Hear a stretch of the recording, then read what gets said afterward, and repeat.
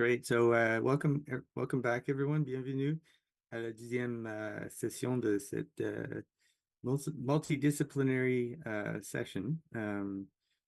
We'll start with Gérard Croteau, who. Oops, I have an echo.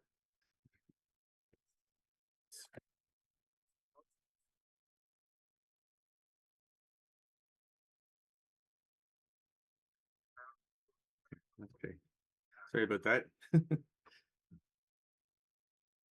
Everything went haywire at the beginning, but all right. So welcome back, Gérard. Are you ready for your look back at the service provided to Canadians over the past few decades? Yes, I'm ready. Okay, thank I'm you. here. I'll let you take over. Okay, thanks.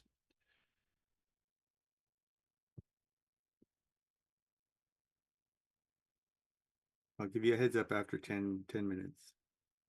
Okay.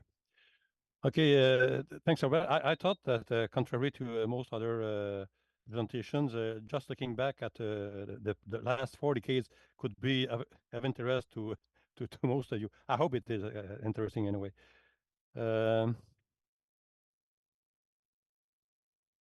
You can't see my screen. Okay, just a minute.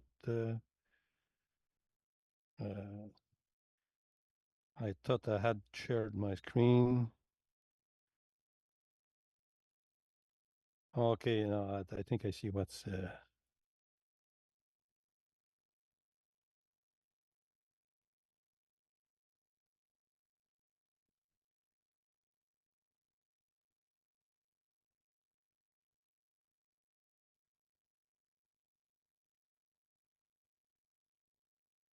Okay, let's start here then.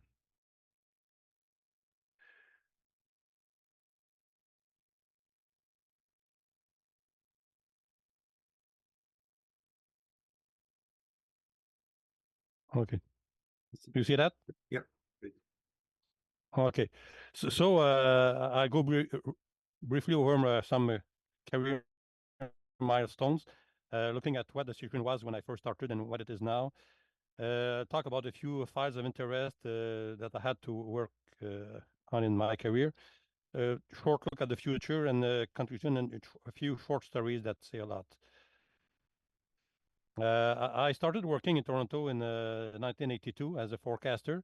By the way, I'm a forecaster, but I think many of the findings and comments I'll have are extrapolated, can be extrapolated to other fields as oceanography or fire forestry and so on. I worked also as a forecaster in Gander and then at CMC in Dorval.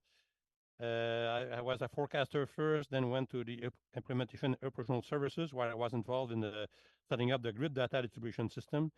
And then I went to the weather elements division where I worked a little on most UMOS, but mostly on scribe matrices.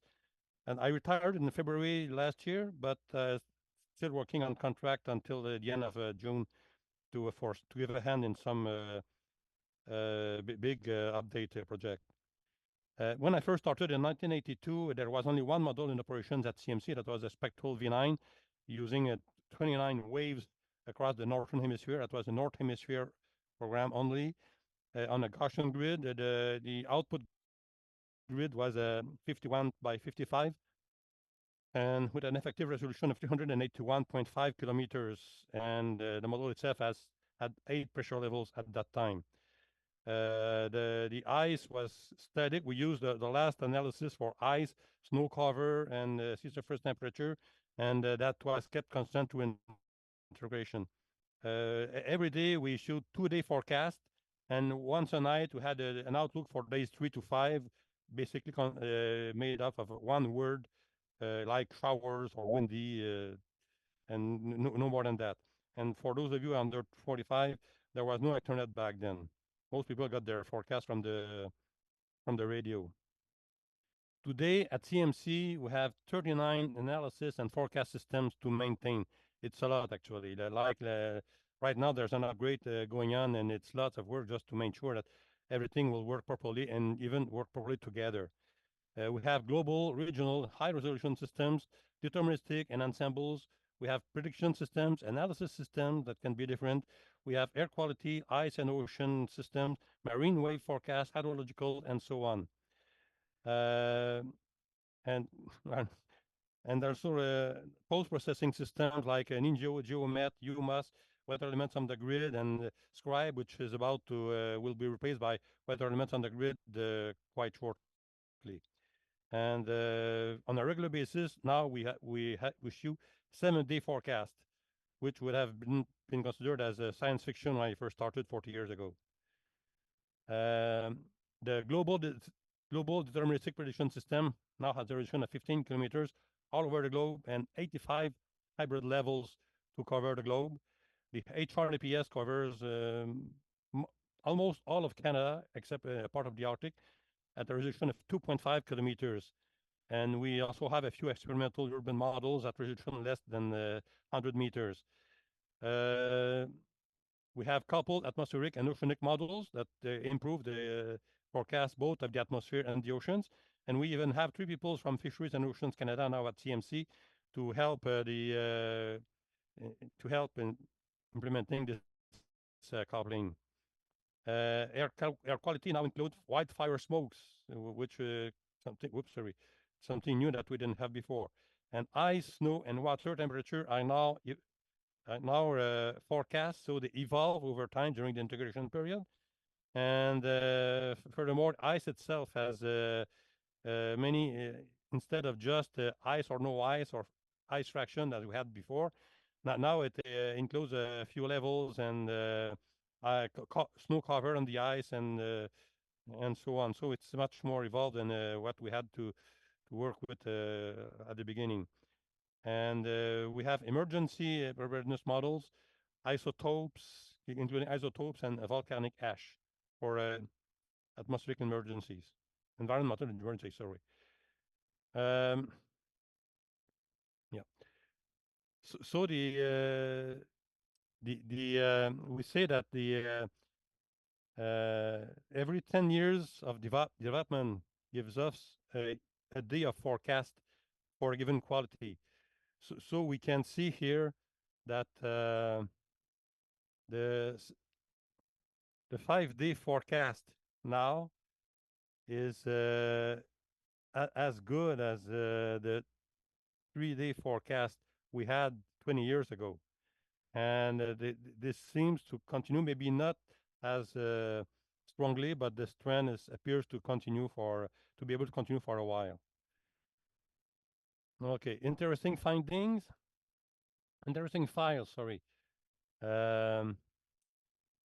Precipitation type and scribe matrices. There were 3 different methods that were used in the scribe matrices to determine the precipitation types.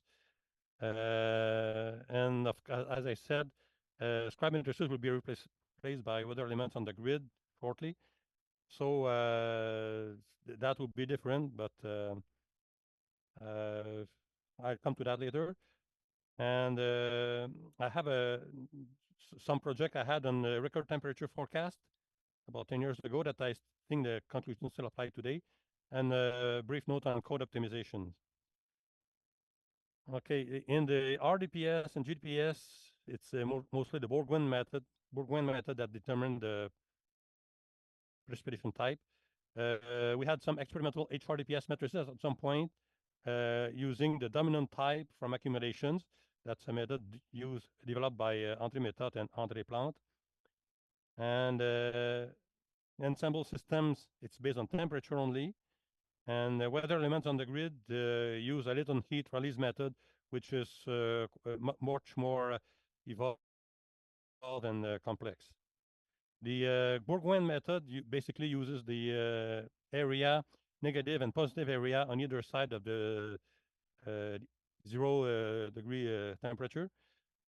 So depending on the distribution and the area on either side of the 0, you can have freezing rain or ice pellets or rain, and sometimes rain and ice pellets, or just it can be rain or snow if you have a small positive area at the near surface, and if it's always negative, you can get snow only.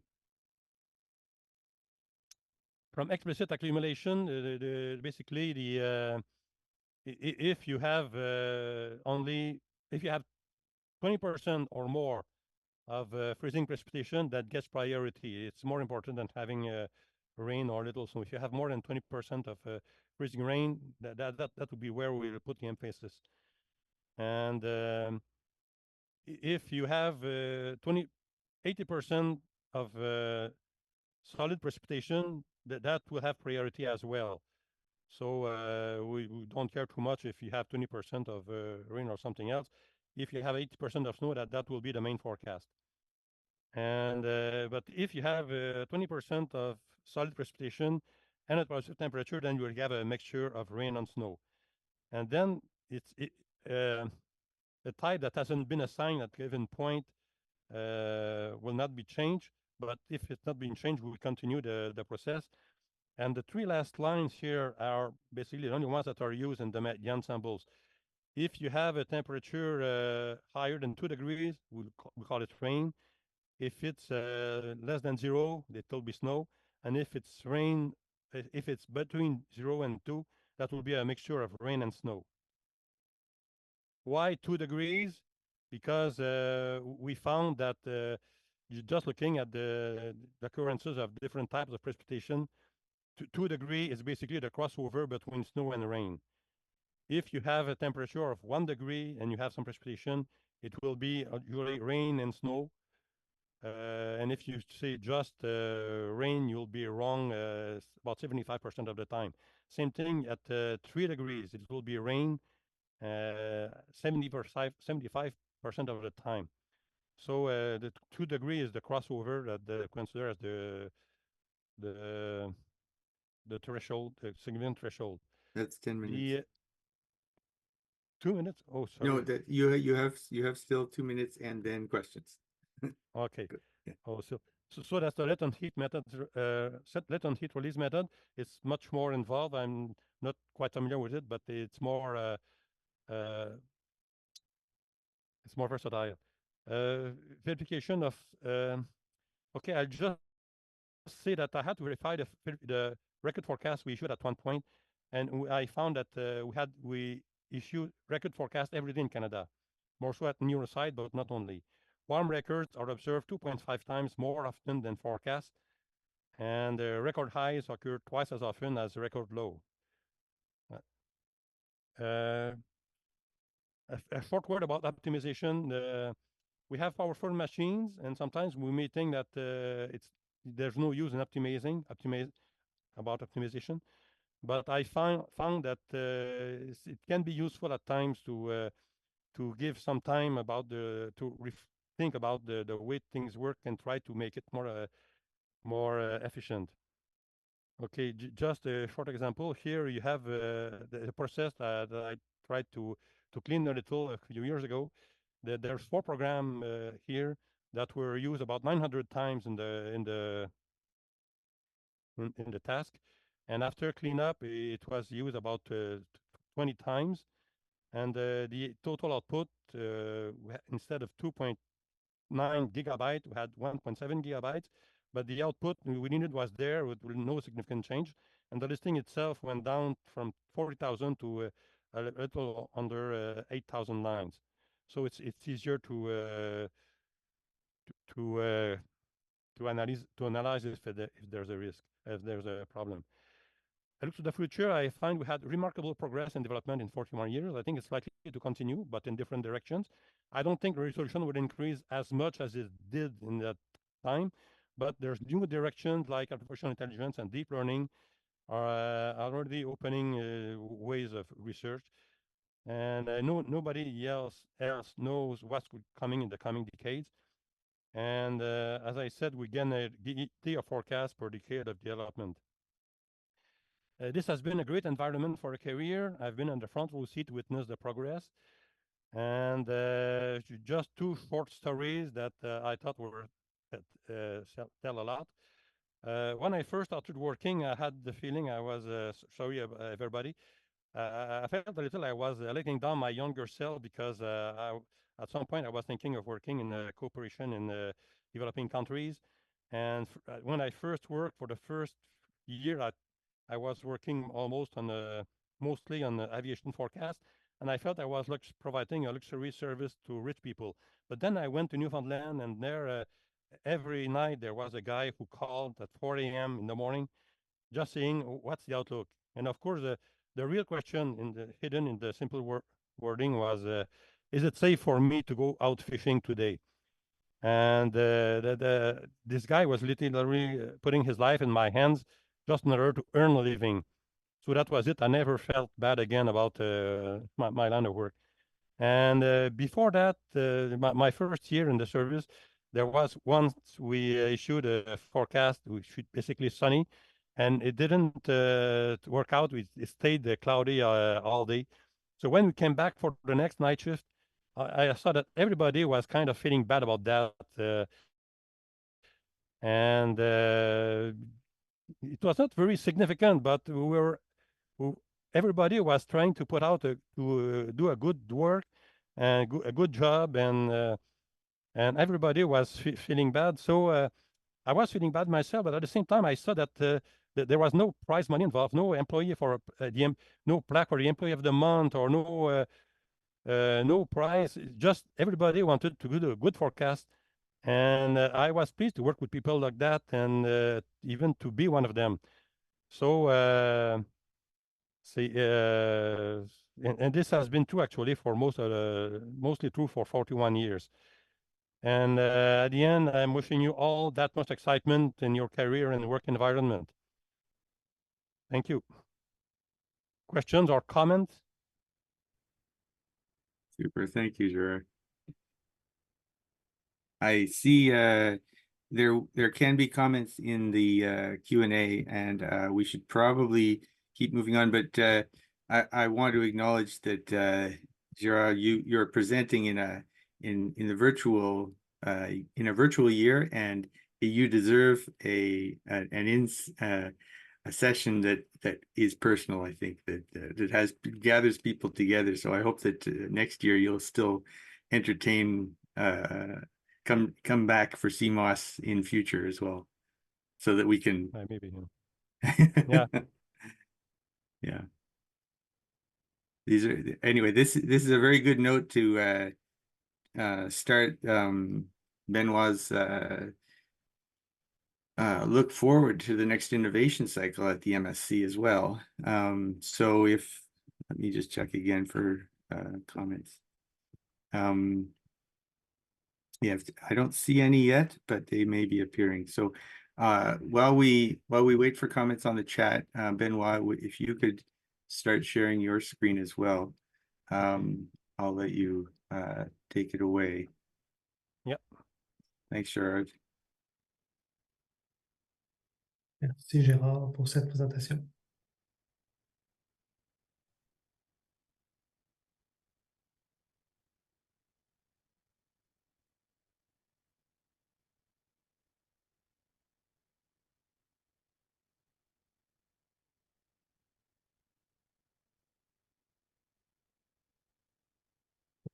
Are we okay? That's good. Excellent. Yeah. Good thing we have practiced before. Yeah. Excellent. So first, well, thank you, Gérard, to prepare the room and explain like the history of the meteorological system in Canada. So it's very good for the beginning of my talk. So I will talk today about the newest innovation. We call it the innovation cycles, right? Innovation cycle 4 or IC4. Just a bit outline. So just a little introduction. Why do we use innovation cycles, and what is it exactly at the CMC? And also just a short summary of 3 innovations in IC4, but as Gérard said, there was like a lot, so we don't have time to go through all of them. Let's continue. Okay, so the CCMEP and atmospheric and the science colleagues are completing a very large-scale improvement and innovation project in spring 2024. So in fact, it will be implemented next week, Tuesday, June 11th. So the innovation cycle 4, IC4, will enable the implementation of numerous modifications to operational system, which will result in improvement to the various Canadian numerical guides and to overall quality of forecast and services offered by the MSC. Total more than 100 innovations and more than 30 atmospheric, oceanic, meteorological, and land prediction system will be implemented in operation on the same day. So you'll see sometimes 35, 30 system, 39 up to 40. So it's on that ballpark. So, okay, so as we just saw, an innovation cycle represents a significant effort involving a lot of persons. It's complex, it's long, requires a lot of effort, a lot of collaboration. And why do we do that then, if it's so complicated? Well, if we go back in time, and Gérard was there to see that. So before my time, so before 2000, there were only a few systems running in the operational environment. So we had global, the regional, ensemble system, maybe like 10 systems were running, and they were not interconnected. So they were like independent from each other. So then there was an increasing number of systems installed in operational environment. We had like ocean ice systems, air quality system, and so on and so on. And also there was an increased interconnection between these numerical systems. So you're feeding from the outputs of your one system, and you're also feeding another system. So there's a chain of dependency. And then there was in 2024, we can say this was the first like big integrated implementation. In fact, it was called like the mega implementation of 2014. We had a prize for this. So, and it was big, it was complicated, but it worked. So we kept the strategy.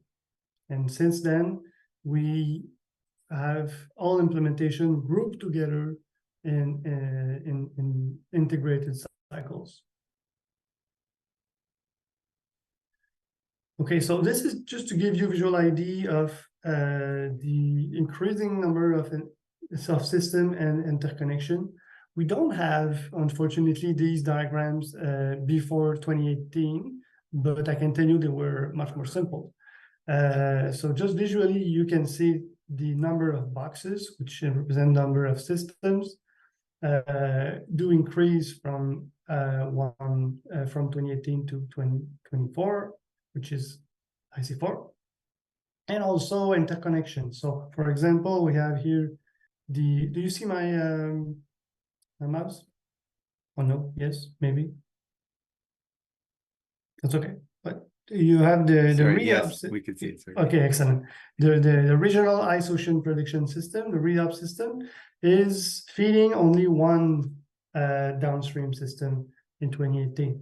And now REOPS is feeding now 5 systems. So it's difficult to evaluate the innovations from one system, but not the other. So now it's all together. So, okay. So in terms of timeline for an IC, what are we looking at? So, well, to complete the innovation cycle, we're talking about like 12 months. Before that, we have a period which R&D is involved and is working for months and years preparing innovations. And then when we select innovations, then the real tech transfer can start. And for IC4, it started in May 2023. And here we're in June, so we're close to 12 months.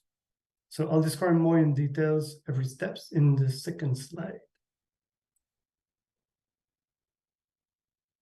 So in this slide, I would like to show you the different approbation steps required in an IC process, because we can only go on when we have approval from manager. It's very important in the process. So the first step is the selection of innovation. So researchers they have many ideas, and it's awesome to improve their system. But some of them are really ready, they are coded, but others still need more investigation or test. So the innovation that are ready and tested, they are tested independently, and then all combined in the proposed version of the individual system. So these selected innovation can now, these results are presented to the community, and then manager can vote the approbation of the innovation. Now, the second step is what we call the integrated final cycle. So each system is evaluated individually, and but feeding from the upstream system with their innovation. So you're evaluating your innovation, but also the impact of your upstream system innovation on you. And so at the end of it, results are presented to the community, and then managers can vote to approbation and to the NC and approve the systems to go on parallel run. Voilà.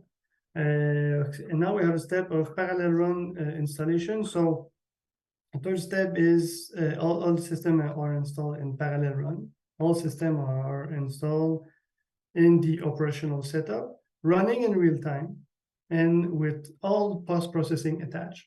So really the objective of this step is to test the entire chain of processing and also to confirm that the installation is done properly. So we always compare the meteorological results against previous result to make sure that we don't have bugs in the installations. And again, at the end, results are presented to community, and managers can vote to approve their operational implementation. So as you can see, there's a lot of approbation each time we present the results, and they can go to operational here. So it's a long process. So for IC4 here, so as I said, we have like 30 or 40 systems. It depends how you define what is a system. 120 innovation approximately within all these systems.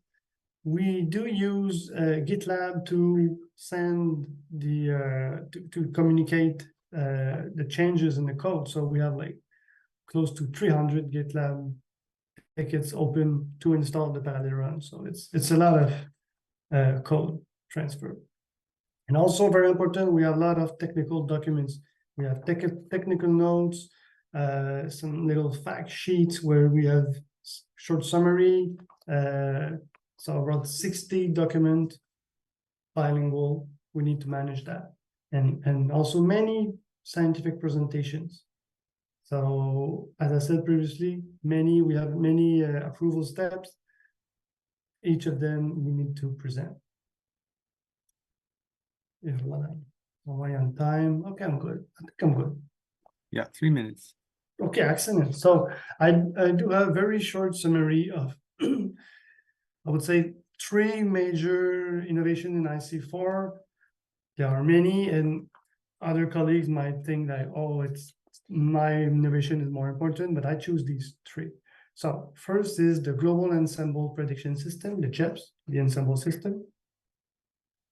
So you can see in this slide, I won't go through all of this, but you can see that we have a list of innovations, and they're kind of labeled with shades of green, and dark green means a bigger impact, a major impact on the meteorological performance. So for JEPs, the most important one is this one. So a change in grid spacing from 39 to 25 kilometers. So it's a significant increase. This improvement is seen not only in JEPs, but in all the downstream systems feeding from JEPs. Also to note that we have an extended up to 39 days for the monthly forecast that is based on the JEPs. Well, obviously the number of CPU is like really increased, and the timing. So we have some delays in the product because it's very heavy on computing time. We do have here just one slide to indicate that it's a great improvement. We have the scorecard against analysis. When you see red, it's better, and when it's full, it's solid red, it's statistically significant. So for the JEPs, it's all over the place. And voila. Next one is the replacement of the regional deterministic prediction system, the old regional RDPS. So in IC4, it was kind of replaced. So it's not really removed, but it's removed. So we're like cropping a North American window in a 10-kilometer global, uncoupled global system. And this is from that window that we will feed all the RDPS product.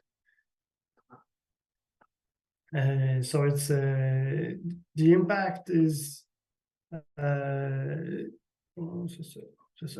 so the impact is a simplification of the complexity of the research and development environment while improving the operational product and reducing the IT resources required.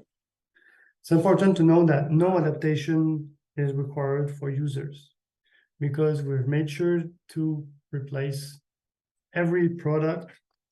Every original product was kept at the same place with the same name and the same resolution, because we know it's important for users. You can see here the window. It's the output window is the black one is for Nino and Danamer. I'm done. Last one is RQDPS, so air quality model. Just to say that the forest fire are now included in the RQDPS. That's the major improvement. Et voilà. Thanks, Benoit. How was that? Yeah. We're getting some feedback in on the Q&A, and I think this is the nicest feature. I hadn't thought it would work that well, but it is a nice feature to use the Q&A for questions and answers written, because but please do sign if you can add your name. That is helpful, both the people posing questions and the people responding. Thank you, Benoit. So in interest of time, I'll start. I'll ask Kai to take over the screen share. Kai Wong is talking on automatic weather station temperature measurement uncertainties using thermistor probes. And yeah, there have been questions for Gérard, which I think he has seen and answered, perhaps. Yeah. So please use the Q&A as we go from one speaker to the next.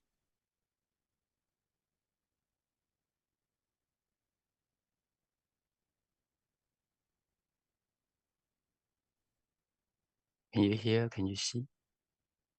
Can't see your screen yet, but I can hear you. Can you see the screen? There might be a small delay. Okay. but we can't see it yet. Okay.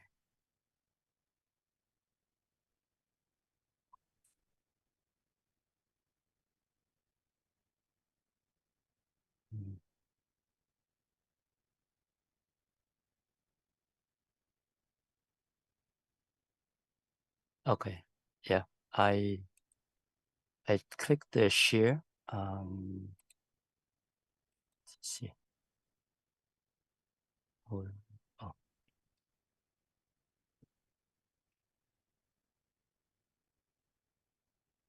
Okay. Can you see? Control the select multiple window.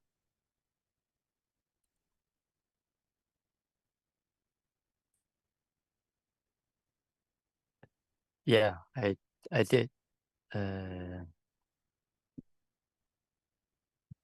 Okay, is it better? And then, oh dear. Okay.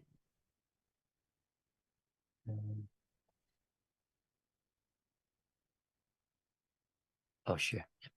Okay.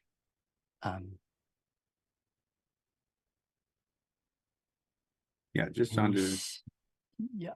presentation mode, I'll do it probably. Okay. Yep. Perfect. Oh no, that's not quite it, but go to this. Same as before. Mm-hmm. Okay. Let me see.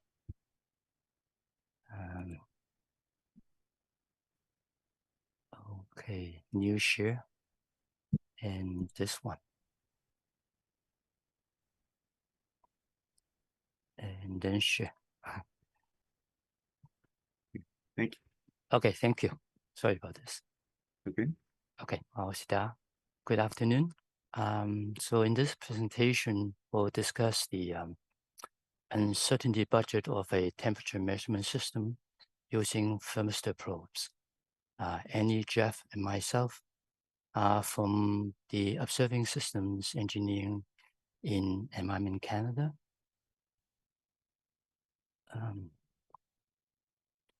How do I next one? Yeah. Okay. Here's a brief outline. We'll provide some motivation and background. So description of overall system. Then we go into some specific source of uncertainties, and then we'll present the overall uncertainty budget, and then some concluding remarks. Well, temperature is always important parameters for the service stations to measure.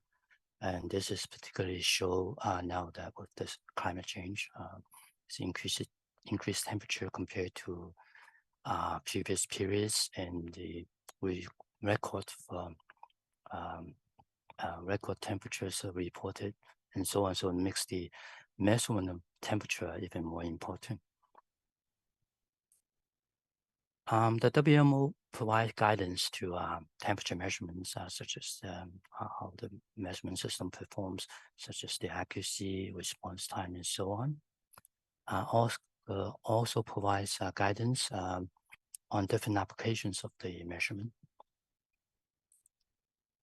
There are many sources of uncertainties that they all contribute to the overall uncertainty of the measurement system. So here we have a number of them listed. The temperature probe itself, how they calibrated, the data logger provides excitation voltage as well as the voltage measurement, the wires connecting the both systems, the shields, this is the probes in, how often, how well they're maintained, the environment scene, the wind and the solar radiation and so on, and how well they are sited. For instance, one of Annie's projects is to study the sort of field verification of the temperature, how accurate they are. So our focus is on the measurement system outlined in the red box here, the probe and logger and the wires. Okay, here's sort of a general overview of the system. You have a circuit here, the thermistor RT, and then there's a resistor for you to measure the voltage, and then this excitation voltage provided to the circuit. You measure the voltage across this reference resistor R1, And then from there, you estimate the resistance of the thermistor. And then you calculate the temperature using the Stein-Hart equation. And the graph here displays the relation between the resistance and temperature. Also indicators are the data logger used, the probes, and the excitation voltage, and so on. Okay, with the general description of the general system, so now we go into some of the sources of uncertainty, and the first one is the repeatability, which is just an indication of how close the measurements are under the same condition. And this is estimated using some experimental data in which the probe is put into a dry well, and the temperature is taken from plus 60 all the way down to minus 40 and back up to plus 60 in the steps of 1 degree C. And after the temperature stabilizes at each temperature point, the standard deviation is calculated. And so the graph on the left shows this standard deviation as a function of temperature for the probes that we look into. And the histogram displays sort of distribution of those standard deviation. And the repeatability then is estimated as the average of these standard deviations. The next source is the hysteresis, which is an indication of the difference of measurement when the measurement is going up and then going down. So again, the hysteresis in this case is estimated using the experimental data. So once the temperature is stabilized, we compute the average and look at the difference when the temperature goes up to plus 60 and then go down to minus 40. And then the maximum difference is used to estimate the hysteresis. The table here shows the hysteresis of the probes that we look at. One point to note is that the difference in hysteresis seem to be related to the construction of the probe. Okay. Sorry, I went a little bit too far. Okay, the next one is the linearity, which is an indication of how well a model represents a set of temperature and resistance data describing the behavior of the thermistor. So the data come from the manufacturing, is just the nominal behavior of the sensor they manufacture. So the graph on the left shows a model generated based on 3 temperature points, and also the difference between the model and the data. And the table here display different set points, different points or different sets of points. You can generate different order model, and then as well as how close they are. Okay, next point is the source is so-called tolerance, which describes the sensor-to-sensor variation from the manufacturing. So this is also known as interchangeability.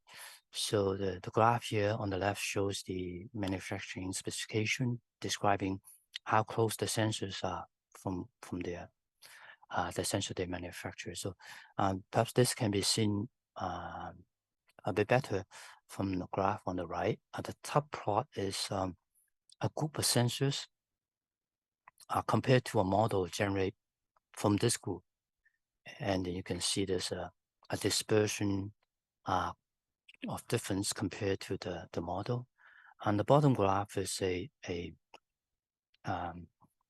difference based on one model based on one particular sensor. And you can see that the top graph has a wider dispersion, and part of it is due to this sensor variation, which the sensor tolerance try to capture. The thermistor is essentially a resistance, so when you measure it, it generates heat. So this is trying to capture how that heat generator influence the measurement. This is estimated by calculating the power generated by the sensor, and then use this so-called dissipation constant to estimate the temperature. or the self-heating. And the table here displays the different dispersion constant for various sensors, and the graph shows the self-heating as a temperature, as a function of temperature. Okay, now we look at the probes, and then we look at the wire which connect the probe to the data logger. So to do this estimation, 18 gauge wire is used for 35 meters, so the maximum. And the graph here shows the self-heating as a function of temperature. And you can see that as the temperature increase, the self-heating, the uncertainty due to self-heating is also increased, because as temperature increases, the resistance of the thermistor decreases. So in a similar way, one can estimate other effects such as the terminal blocks and wire connection and so on. Yep. Okay, now we go to the data logger, which provides excitation voltage as well as the voltage measurement across 10 minutes, thank you, the R1 resistor. And both of them have uncertainties. And in addition, this uncertainty is a function of the environment that the data logger is in, so the temperature environment specifically. So the graph displays the uncertainties, or these two uncertainties as a function of temperature, as well as the data logger environment. So now we can put all this together. So the plot shows all the uncertainty sources as a function of temperature. The red curve is the combined uncertainty from all these sources. And the description in the table provides explanation of all the uncertainties, as well as the maximums for each uncertainty source. The red highlights the three most significant contributions. So perhaps the next slide shows this a little bit better in a bar graph. As you can see, the most significant contribution comes from the excitation voltage, the voltage measurement, as well as the tolerance. So in this case, if one wants to improve the overall uncertainty for some reason, wants to meet more stringent requirement, so one can perhaps calibrate the sensor, so remove this tolerance or the park or sensor variation uncertainty. And that will bring the overall uncertainty down, as we can see in the graph here. So the blue is the one with the tolerance, and then red is the one that by calibrating the sensor will remove the source of uncertainty. So I will conclude. This investigation is to look into the uncertainty budget of a temperature measurement system with thermistor probes. And we identify different sources and also look at their relative significance, and as well as how each source varies as their condition varies. So with this information, one can make choices. Jeff, who leads the project, his idea is to have this sort of uncertainty budget developed for a temperature measurement system. This in this case is thermistor. Another situation, one can look at into say PRT, for instance.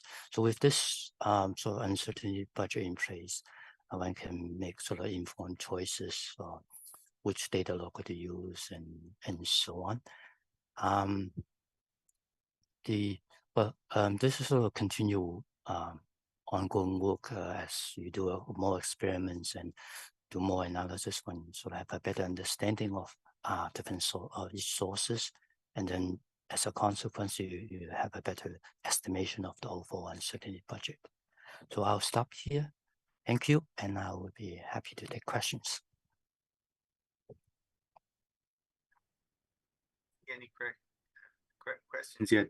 But it is a meteorologically and meteorologically important topic, and but I would recommend we put our I'll put my questions in the chat if you don't mind, Kai. Sure. Okay, thank you.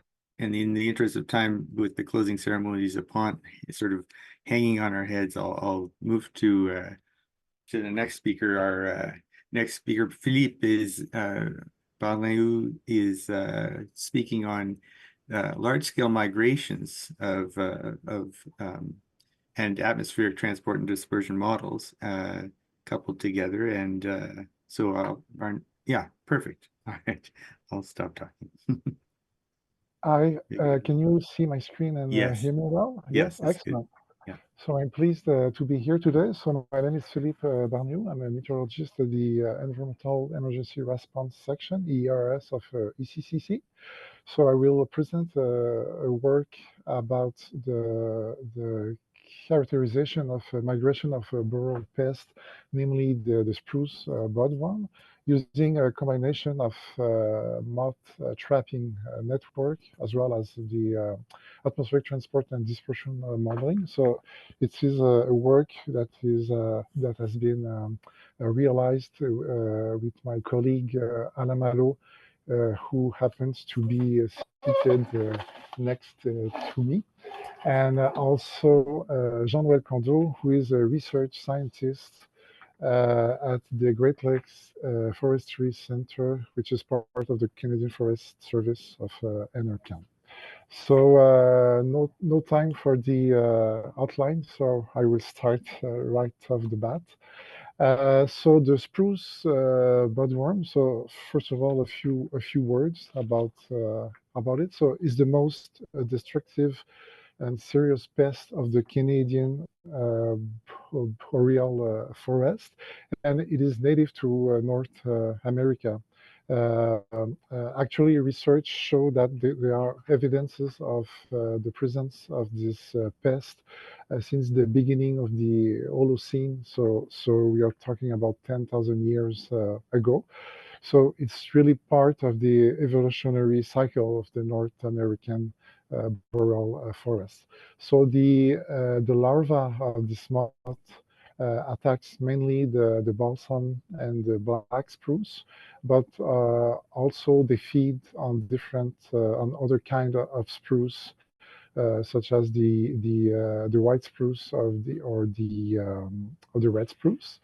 And usually when there is an infestation, a tree usually die after 4 or 5 consecutive years of defoliation, as we can see in the picture at the center, where like most of the trees are dry and like and they died actually. And for the budworm life cycle on the right hand side, in a nutshell, the eggs are laid in July and August. They hatch in about 2 weeks, and after that there is like a series of instars of different stages. There are 6 of them, and the larva will overwinter. And when in the month of May it is at this 6th stage, or the 6th instar, it is when it is the more glutinous, and where it feeds on the needles, on the buds, on the flowers also of the trees. And after that, this larva turns into a pupa in mid to late June, and the July and August, the adult moth here will emerge, and they will mate, and they will disperse by active and passive flight, resulting in migration over like short and long distance, where they can colonize new environments.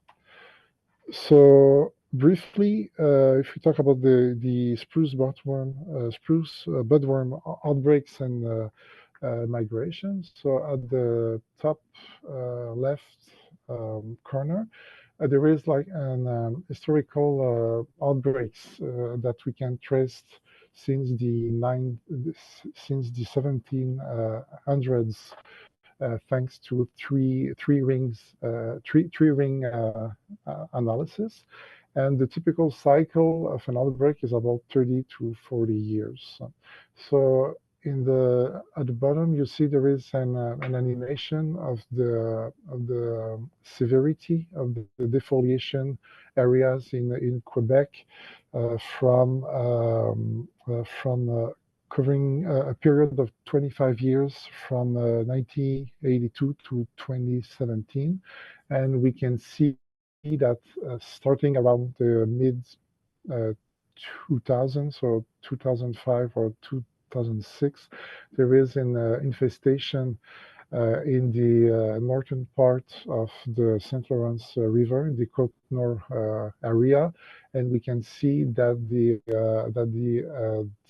defoliation grows like an exponential contagious process.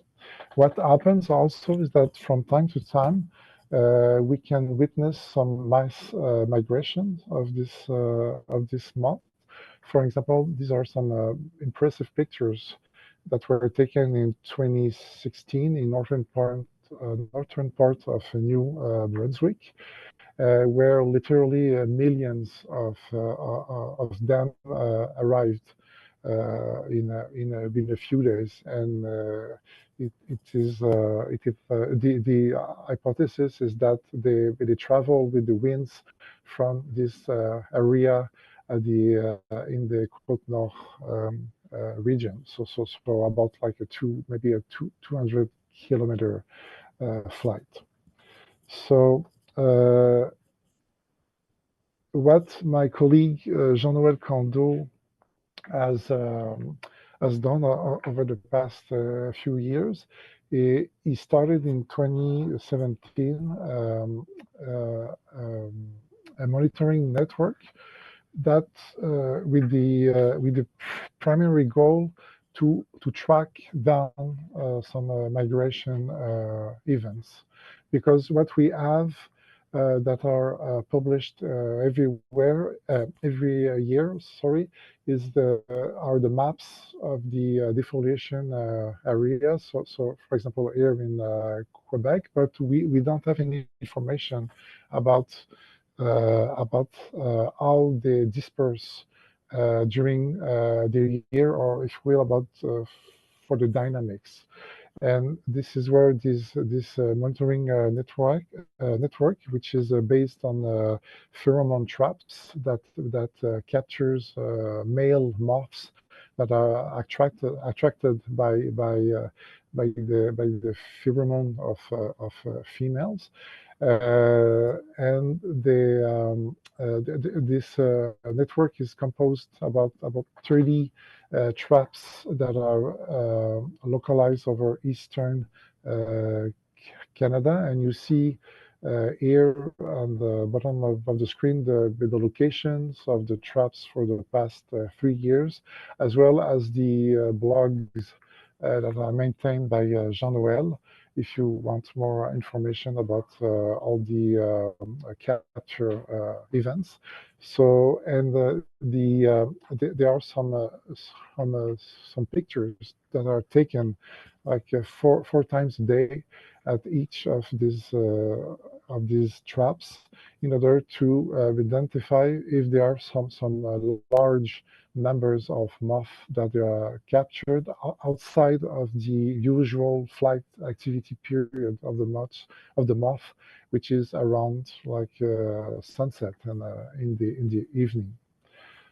So Jean-Noël contacted us in 2021 to establish a collaborative project where us at the emergency response section, we provide some modeling guidance to do some atmospheric dispersion modeling to infer what could be the origin of the spruce boardworms that are captured, and as well as where they could go.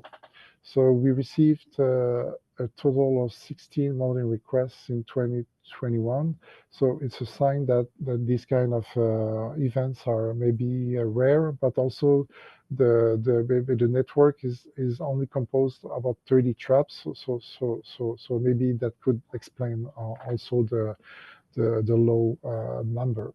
But we use for our study, for this project, our MLDP, atmospheric and transport dispersion model, which stands for Modèle Lagrangien de dispersion de particules, which can be used for local to global scale.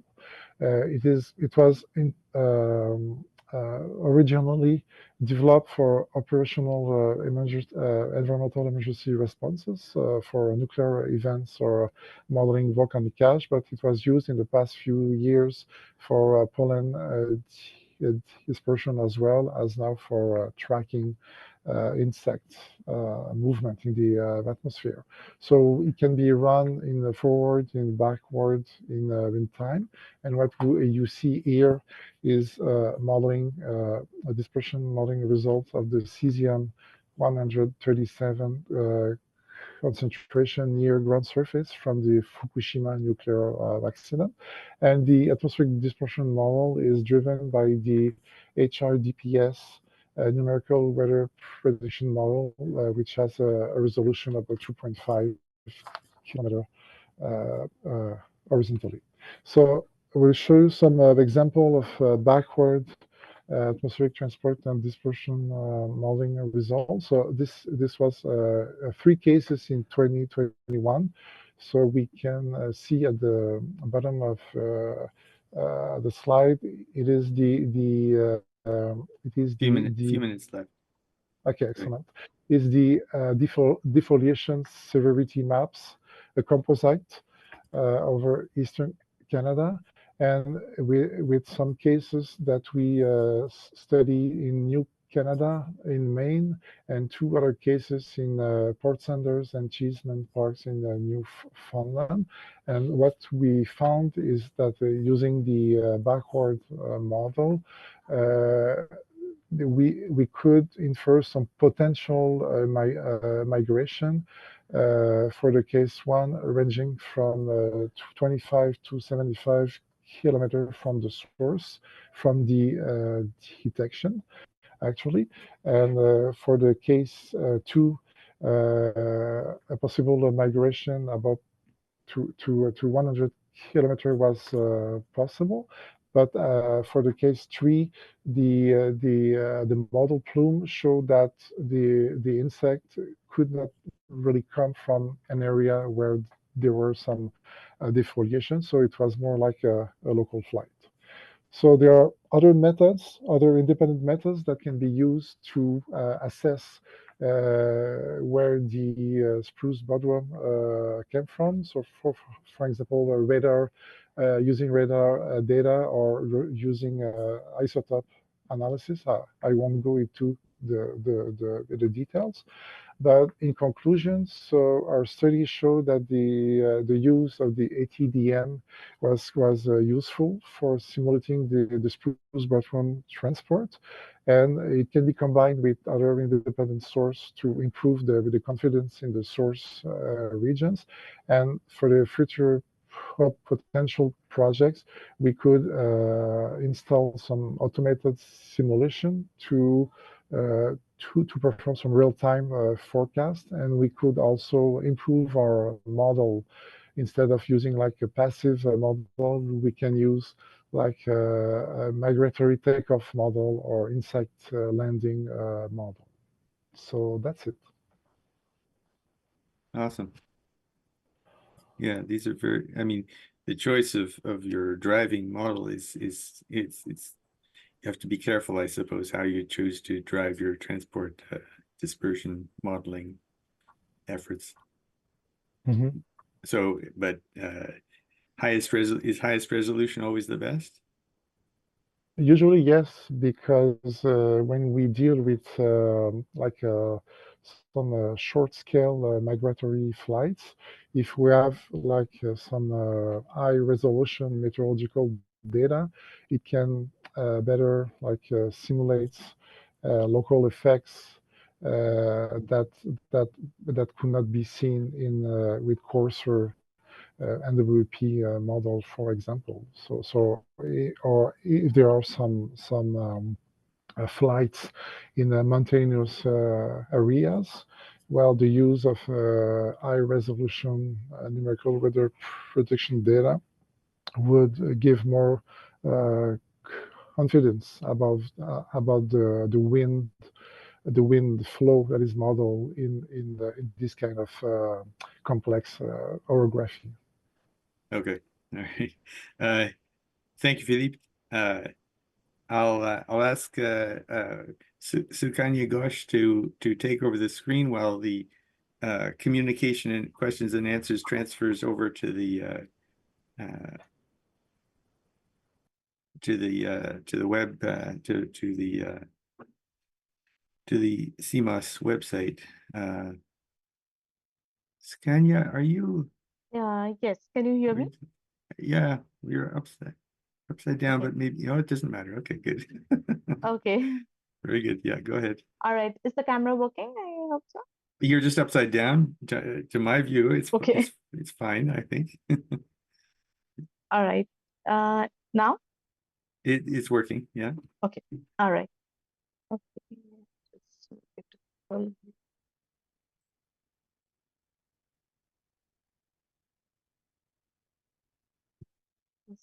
I hope it's visible now, my screen. Yes, it is. Okay. All right. So hello everyone present here. So I'm SUKANYA GHOSH, a postdoctoral fellow from ESCR. So yeah. ESCR Center, which is at the University of Quebec at Montreal, UQAM. And today I'll be presenting before you all the urban and the non-urban environmental components and their impacts on the vector-borne and human infectious disease risk, which is via the effects on the local climate in Canada. So this is a project in collaboration with the Public Health of Canada, which is under the supervision of Professor Philippe Barnéoud, and who is a professor at UQAM, as well as the senior research scientist of Nick Orden from PHSC. So this is the flow of the presentation with the problems, the objectives, the problem and the description of the problems, objectives, the data, methods, results, and finally the future steps. So to begin with, I hope you can see the title of my slides. Is it? Yes. Okay.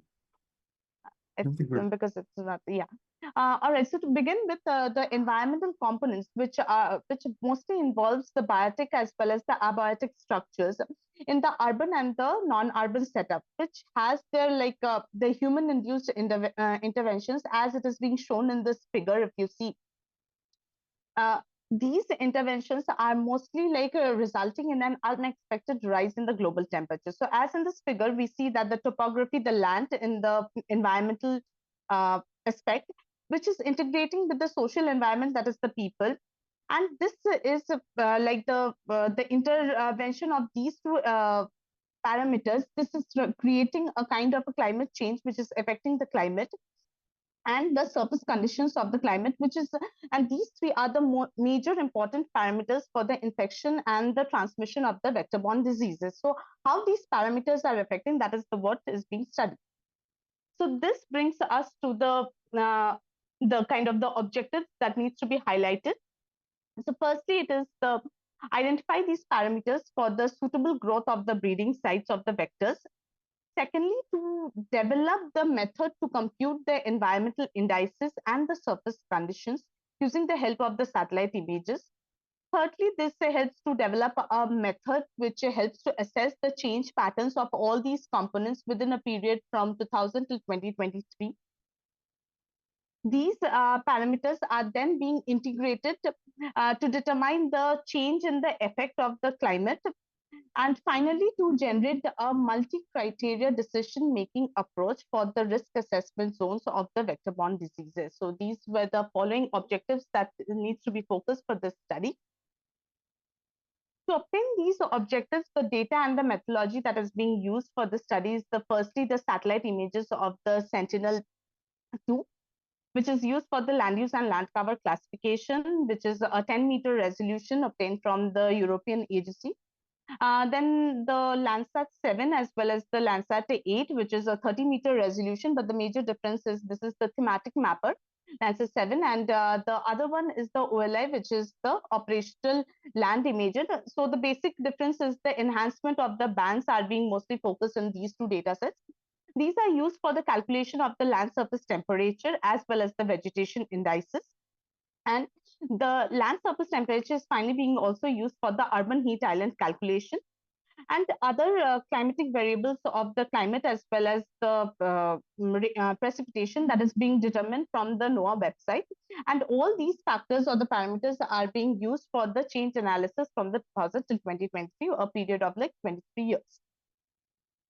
So next, coming on to the results and the analysis. So firstly, we see that for the land use and land cover maps, this is the LULC, which provides the ground cover information. And in this video, so this is, give me a moment, it's not working, I'll just check. Yeah, sure. Yeah.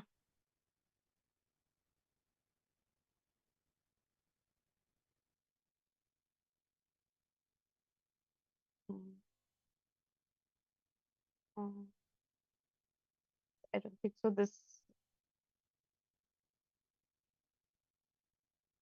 yes, if you see this map, which mostly gives the ground cover information, and in this video it shows the annual change of the land surface analysis. And in this video we can see that mostly the rangeland as well as the snow is mostly being affected. So we can see this area is mostly being affected. The change is majorly being seen at this point. So since this is a supervised classification of the land use and land cover using a training samples of like around 1000 or more, so the overall change is not being calculated. We have mostly focused on the Canada. And for this, we see that the this graph, which shows, just check this. Yes, so over here we see that the positive changes is mostly on the rangeland, which has risen, as well as a diminishing or a decreasing trend, or a negative change is being shown mostly in the snow cover. And rest of the classes, that is the vegetation as well as the buildup, has been a moderate changes. So this is the change that has been observed from 2017 till 2023. Yes. Next, coming on to the secondly on the non-urban factor of the vegetation analysis, which is computing using the NDVI, which is the normalized difference vegetation index. This is used for the quantifying the vegetation density and the plant health, which is denoted from 0 to 1 over here, as you can see. Yes. In this map. And this trend is mostly seen that the eastern part having a positive change, whereas compared to the western parts, which is ranging from between 0 till 0.5. Simultaneously, this graph, which is showing a diminishing or a decreasing trend when compared to the values of the basic year for 2000, which is denoted with the color of the green. All right. So coming to next to the another parameter, which is the climate, which is involving the temperature and the precipitation, playing a very important role in the surface condition for the breeding sites of these vectors. The value of these variables are being derived from the National Center of Environmental Information, a part of NOAA. And these values are mostly for the temperature. It is representing the average mean temperature values from 2000 to 2023. And the second map, which is representing over here, it is recorded precipitation in millimeter for kind of the shade of the blue. And these are mainly, this can also further help in deriving the moisture index distribution to discriminate between the wet areas as well as the dry areas. So this two factors, that is the climatic variables of temperature and precipitation, this gives a kind of an overall scenario of the climatic conditions found in this region. So that was all about all these factors. Now this brings into the climatic effects of how these factors are affecting the climate. So this brings us to the another parameter of calculating the land surface temperature. Now, what is the land surface temperature? Over here. Okay. Yes. The land surface temperature is derived by measuring the kind of the thermal infrared band, which is derived from the Landsat imagery, and this is used to determine the temperature on the surface of the earth. So this is directly proportional to the vegetation analysis. So if we are calculating the kind of NDVI, so we see that the more the change in the NDVI, we see there is a drastic change in the land surface temperature. So these two maps, which are mostly signifying the land surface temperature in degrees Celsius, which is from minus 35 degree to plus 35 degree. And this is from the year of 2000 as well as 2023. And we see a higher changes are being mostly being focused on the southern part, where we have all the urban setup, and the very low or minor changes is being seen over here. So we find that over the period of this 20 to 23 years, major changes have been occurred. And if we are calculating the statistics also, we find that an average change of like 3 to 7 degrees have been seen in this year, the longitude or the duration of this period.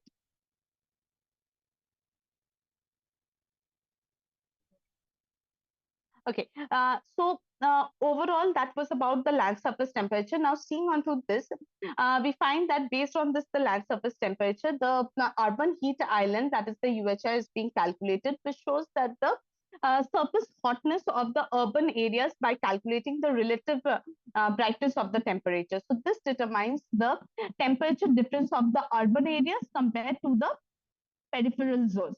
So the major patches which are visible on these regions, these are the mostly the urban hubs, which denotes a warmer temperature, magnifying the kind of health impacts on the area due to the heat waves. And we find that all these regions, if you can see over here in this map, these are the areas of the urban hub, or mostly the cities which are having a kind of an urban population, which is having a kind of a temperature which is compared to more higher temperature compared to the peripheral zones. This is also being calculated in the degrees Celsius. So this was all about the factors, how it is being affecting. So these are the yes, yeah. So these were all about the environmental parameters which are being under-examined to assess the change over the years. And also there are some social parameters like the demography, how the population is rising, and how this is going to monitor the kind of the distribution of the breeding sites to develop the multi-criteria decision-making model. This is an ongoing project, and there are other factors also that needs to be determined for this. Now, to analyze this or to validate these results, the climate reanalysis models can also be used to validate the results with the models and the simulations. So this is the future steps that needs to be considered for this study. Thus, to conclude, I would say that the study can help in determining the risk assessment zones for the breeding sites of these vectors, and also to discriminate the areas which are having the higher risk zones and the lower risk zones for the vector-borne diseases that is being spreading. Secondly, it can also help to understand the weather extremes. So for the vector-borne diseases, like which are the areas or the extreme temperature climates from which these vectors are being, the population of the vectors are rising. And finally, it would say that this can also help in kind of helping the health authorities as well as PSCC for a better advanced decision-making process. So all these are the major future prospects with this study. So that is how it is being done. And this is all from my end. So thank you. Great. Yeah. All right.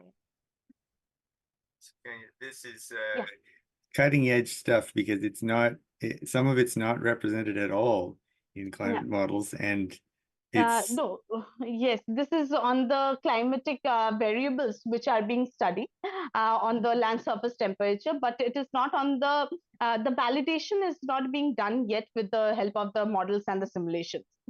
So it is on a kind of we can say that the advanced technology is being interpreted, or it can be incorporated how these models can be used. Because if we are seeing on the if you are focusing on the models, we see that the resolution of these images are being very coarse. But if we are taking and validating it with the help of what we can say like the satellite images, we find that the resolution is having a higher images. Sorry, the resolution is very fine. So what we can do is just validate these results with this. So that is how it is being incorporated till now, but it is going to take a longer process for the models and the simulations. Okay. Yeah. Is it better to try and make a forecast based on low resolution models, or is it better to try and extrapolate from the high resolution into the future, but not very far? I would say that the better resolution, it also depends on the area where we are focusing on. Yeah. Because if the area is a huge area, like for North America or for Canada, which we are focusing on the complete country for this. So I would say that going for the finer resolution of like 10 meter, 30 meter would give us much more focused results than compared to the other one. Yeah. Yeah, fair enough. It seems to be a good focus. Okay. There may be more questions coming up, but I won't be able to monitor them if I'm talking. So Okay. Please look on the chat. And while that's going on, I'll just start a screen share here and worked, I think. Okay. And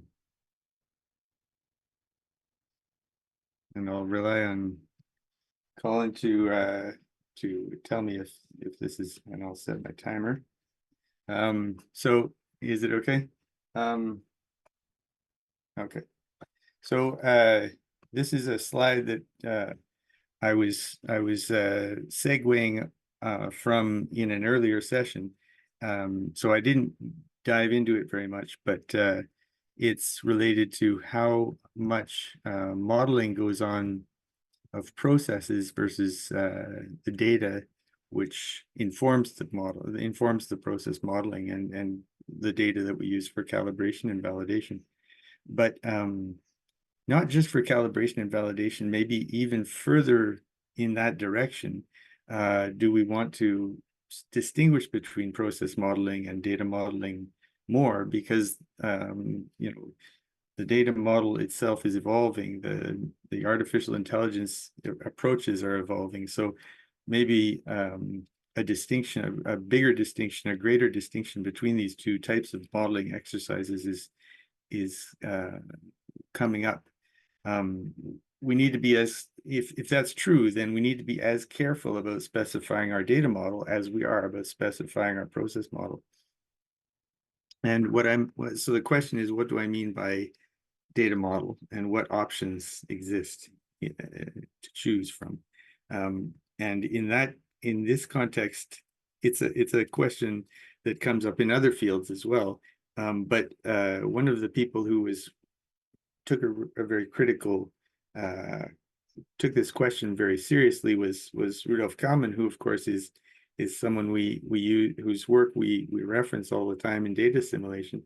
And the question that comes up in the context of work he did after he invented the Kalman filter and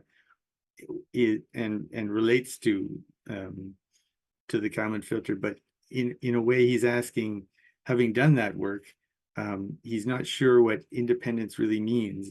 And I think what he and Peter McCullough were referring to was what it means in a model, a data model. But what they're talking about here is processes. It's another way. There's an issue of interpretation, I guess. What we could do, I think, what we can do, however, with the data that we have, is look at data modeling of trends, and short trends is the focus of this slide. So if we're looking at some field from a satellite platform, and we're looking at and we're sampling the in situ changes, then it's not just the point-to-point values that we would like to compare, perhaps, but also the trends in the two platforms to see how things are evolving in both platforms at the same time in a very short period, and do that multiple times. So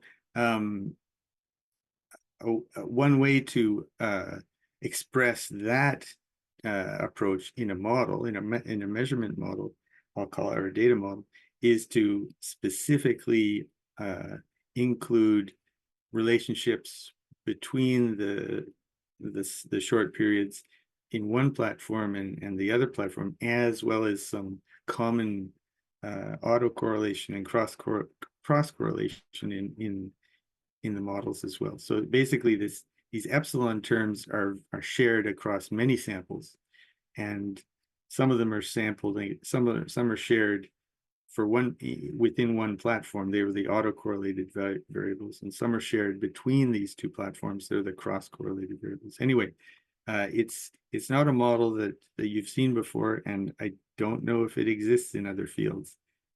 I'd love to know, but I haven't found it yet. But it is a fairly basic. It's not that complicated. I'll explain how it's not complicated in a sec. But in geophysics, process modeling is familiar. We know how to do it. Data modeling is less familiar. We're still learning how to do that. But process models are kind of obviously specifications of processes, causative processes. So when we think about primitive equations, we're expressing what causes change. In data models, we don't really specify the process. We specify the terms of what causes how data itself changes, and these are correlative. So they're not the same as causations, but there are terms that express agreement or association. So we know the correlation isn't the same as causation. So maybe that's another reason to model these things separately. But if we're not totally familiar with data modeling, well, maybe we should use process modeling as the approach for data modeling. So we want to derive a data model from first principles, and then assign meaning to each term. So if we take that step and we start out with a calibrated measurement and the notion that it's the truth, basically, and then step forward, then it seems reasonable to characterize, for geophysicists to say that we have unresolved scales, and we know that these aren't resolved by our measurements, and statisticians, on the other hand, have this notion that all models are wrong. So in this case, the linear relationship between our measurements and truth is not perfect. It's good enough, but there's an error term there, and that's called equation error, and it is a focus in other fields.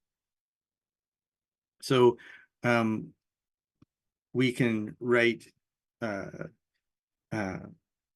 uncalibrated equation the same way. Basically, there's a representation error. There's probably a linear error term as well, but it may not be common to find this type of model in all fields, but in our field, I think we can support it. We have the data. However, this is a novelty. This is not something we normally do, and it's possible that when we're talking about representation error in geophysics and we're talking about equation error in statistics, we may be stepping on each other's toes a little bit. But we can shift the equation shift the terms over to the right, and acknowledge that there are some terms that we can actually calculate. But if we were to assign a meaning to them, this is probably the easiest way to express equation error, the statistical notion of error in the model, as nonlinear, because that's really what it is in statistics, is a nonlinear term. So that would be nonlinear association, basically. We know there's linear association. We always have that.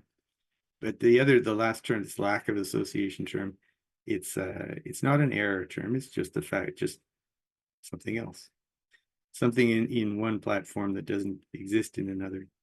So these notions are novel. They're not the typical interpretations or meanings we assign to them when we compare measurements, but they're rational, they're reasonable, they make sense, and they also there's a precedent for thinking this way in some of the meteorological and oceanographic literature. So this is just one example, but there are other places where we can find support. So I was thinking of doing some, in past CMOS meetings, I've had the opportunity to talk about applications, but I'm not going to focus too much on them here. I'm just wanting to keep the treatment very light, very broad, and so these applications do exist. Some of them are unpublished, but basically we're reframing skill in terms of this extra nonlinear association and seeing how that changes the interpretation of skill. It is a bit different, but it's interesting to do. It's fun exercise. We also have to ask, what are we talking about? If I go back a second, we're talking about nonlinearity in measurements. This epsilon term on the right. What is that? What is a nonlinear measurement? And basically, it's probably just as easy to say it's a difficult measurement. It's one that, we want to measure the emergent properties of what this ice field is doing on the flow, the stream flow beneath it. It's extremely difficult to model everything in this picture, and we can't probably do it at the resolution we need. So we have to deal with emergent properties, but that's by definition practically a nonlinear measurement. There was an earlier CMOS session that hosted a nice response. It was an unplanned poll of this session, but it provoked a nice response from one of the participants. So I was pleased to see it. But I want to continue polling, so I'm polling this session as well. I've polled some colleagues at Fisheries and Oceans Canada who are aware that it's difficult to reconcile the causation and the correlation aspects of fisheries management. So this slide is just to illustrate that other people have looked at data modeling, specifically regression modeling, in trying to address this problem. This slide is to illustrate or highlight that we have this is in a sense, this is a very interesting topic because it's an old topic. We have the notion of linear measurements. We've almost always had it for thousands of years. And we still teach it in school between grade 3 and grade 10. And it's interesting to think that we, or at least my experience is that I haven't really been educated in what else there might be. What is a nonlinear measurement? I can't really say I've been shown that topic in school yet. But if we finding a good, in general, in principle, in statistics anyway, finding a good trade-off between bias and variance would be great for supervised learning. And that suggests that if we should model a trichotomy that accommodates not just truth and error, but also an error dichotomy that goes by many names. Some of them are listed here. And McCullough and Kalman acknowledge many statistical models that try to do just that. But a process modeling approach sets a good standard, I would say, where we start from first principles, identify approximations used in the mathematical derivation, assign meaning to each term. We do this in our field, and then build a hierarchy of models and so on. So I leave that as a broad overview, and I think you can just consider that an entertaining contribution, I hope, to the to the conference. And with that, I think we're at exactly the limit. So I'll close and we can continue offline. I apologize for being late and slow, and I thank everyone for their contributions. Please do continue the conversation online though. Okay. Thanks to everybody.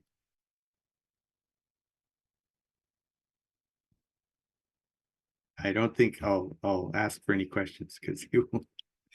So So let's move on. I invite everybody to join the closing ceremonies. So thanks, everyone.